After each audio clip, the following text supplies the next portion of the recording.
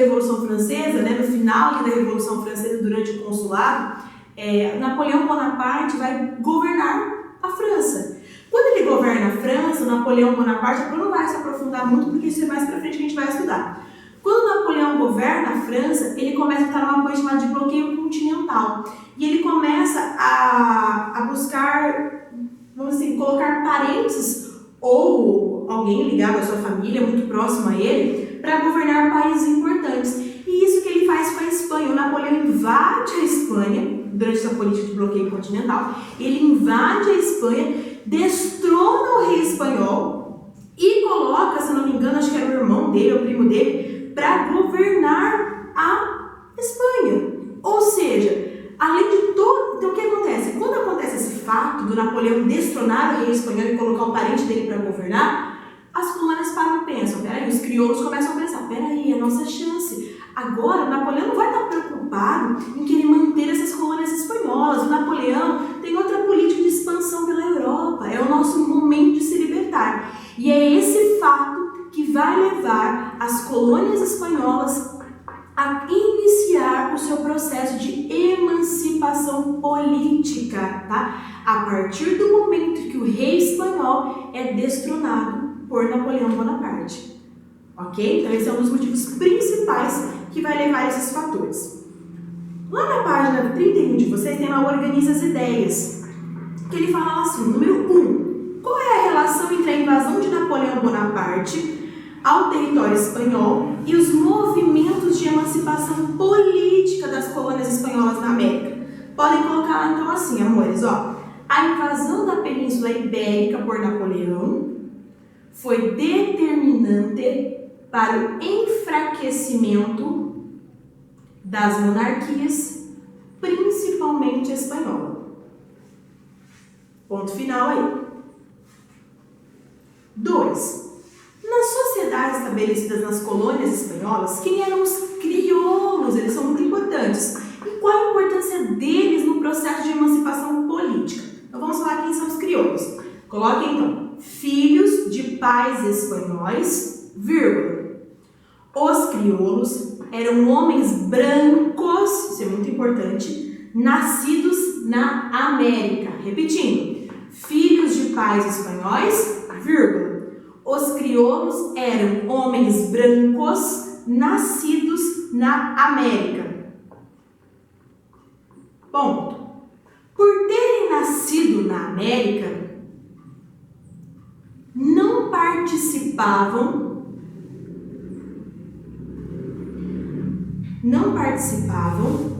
dos cargos mais altos da administração colonial.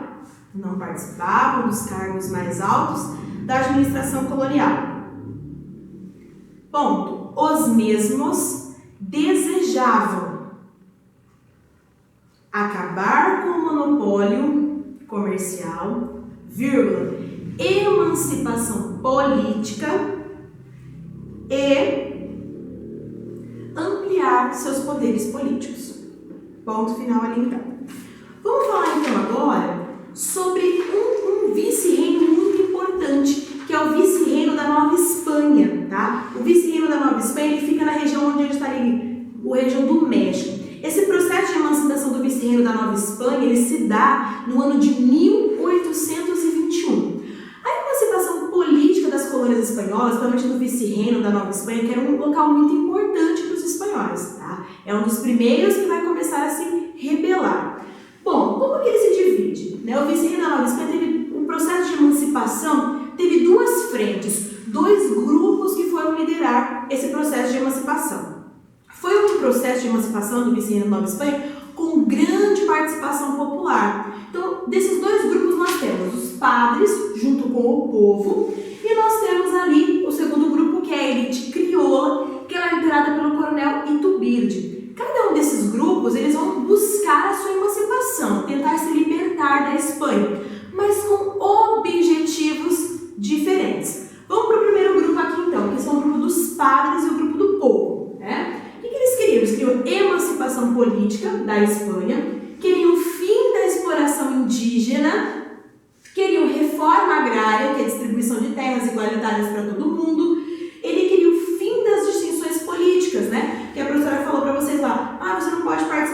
política porque você não é espanhol, nascido na Espanha, ou dentre outros fatores. Eles queriam isso, era isso que eles buscavam. Emancipação, fim da exploração indígena, porque os indígenas eram feitos como escravos nesse período aqui, reforma agrária e fim das distinções políticas. O segundo grupo já tinha objetivos um pouco diferentes. A elite crioula, que era liderada pelos crioulos, né?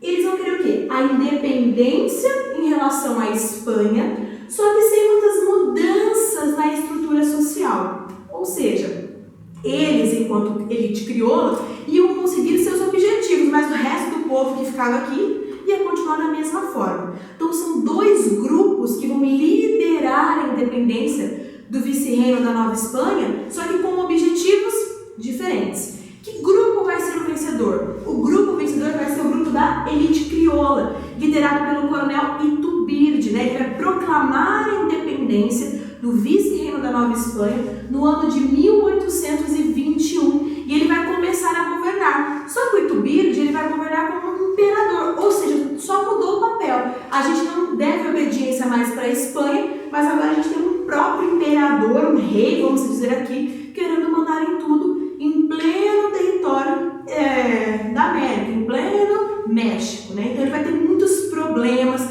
principalmente com os crioulos. Apesar de ter, junto com essas pessoas, buscado a emancipação, ele vai ter problemas com algumas partes da elite crioula, principalmente aqueles que eram republicanos, que defendiam que as pessoas, o povo, tinha que eleger os seus governantes.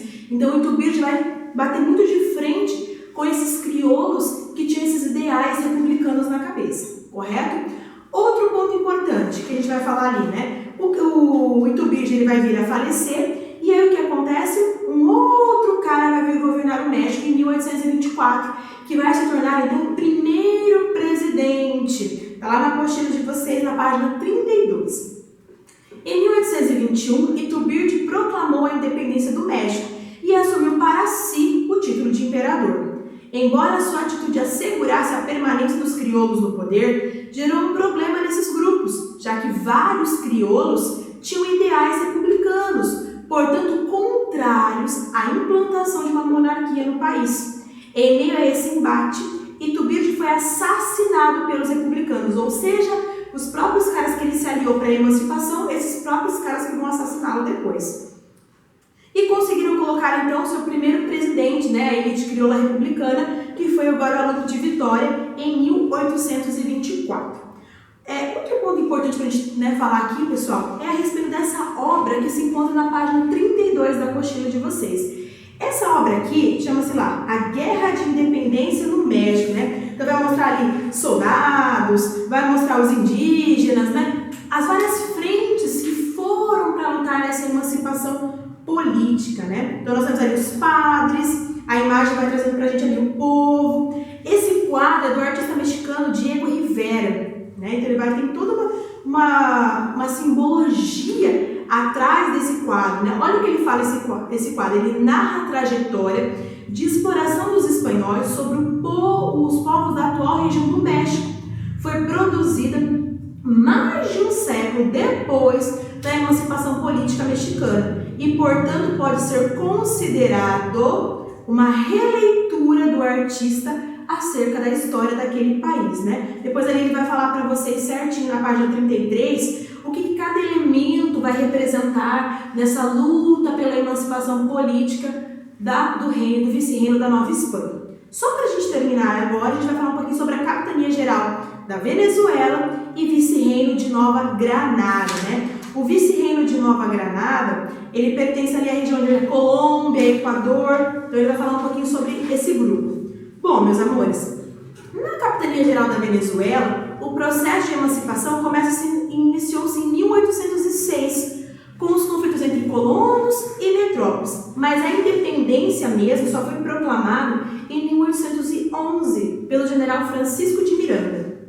A Espanha não vai aceitar essa independência, lógico que logo já enviou tropas para combater esse movimento da capitania, né, para combater esse movimento separatista, de separação entre colônia e metrópole, né, ele vai mandar lá. O Miranda, que era o chefe dessas tropas, ele foi capturado e acabou morrendo na prisão. Quem que vai assumir no seu lugar? Alguém tem que assumir essas tropas. Quem vai assumir é um outro cara. Simão Bolívar, como a gente conhece. Então, meus amores, o Bolívar é convocado então, para ajudar no terminar nesse processo emancipatório da Capitania Geral da Venezuela. O Bolívar já ajudava no processo de emancipação política do vice-reino de Nova Granada, que é a região ali da Colômbia, do Equador. Né? Então, ele vem para ajudar. O Bolívar ele vai se aliar muito com a elite crioula, né? Em especial os grandes proprietários de terra.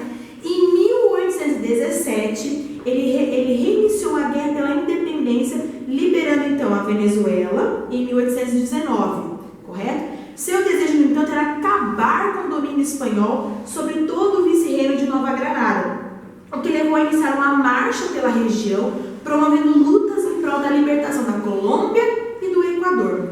Ele vai conseguir isso daí, respectivamente, nos anos de 1819 e 1822. Esses três países formaram, em 1823, a Gran Colômbia. Quem são esses países, então?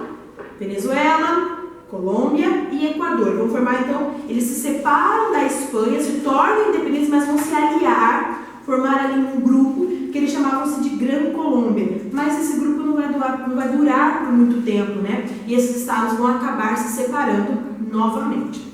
Nas nossas próximas aulas, nós vamos continuar falando sobre essas colônias espanholas e os seus processos emancipatórios. A gente vai falar um pouquinho sobre o vice-reino do Rio da Prata, Capitania Geral do Chile, vice-reino do Peru, da República Dominicana e sobre a emancipação política do Haiti. As emancipações políticas espanholas, elas são muito importantes, porque cada uma delas vai seguir fatores diferentes. E muitos líderes vão lutar em determinada região e vão ajudar outras regiões também a se libertar. Um forte abraço para todos vocês e até a nossa próxima aula.